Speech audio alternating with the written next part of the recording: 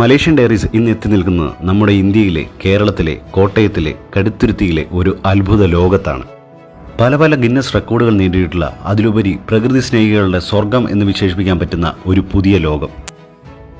ശരിക്കും കുട്ടികൾക്കും വലിയവർക്കും ഒരുപോലെ ആസ്വദിക്കാൻ പറ്റിയൊരു ലോകം.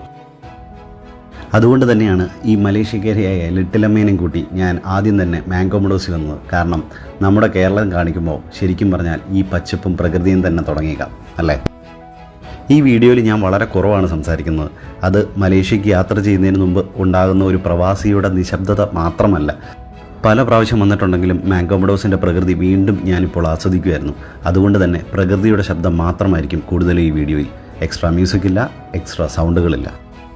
ലോകത്തിൻ്റെ നാനാഭാഗങ്ങളിൽ നിന്ന് ആൾക്കാർ ഓടിയെത്തുന്ന ഈ സ്ഥലം ശരിക്കും പറഞ്ഞാൽ കടുത്തുരുത്തിയുടെയും കോട്ടയത്തിൻ്റെയും കേരളത്തിൻ്റെയും അഭിമാനമല്ല, നമ്മുടെ ഇന്ത്യയുടെ അഭിമാനമാണ്. അതെ,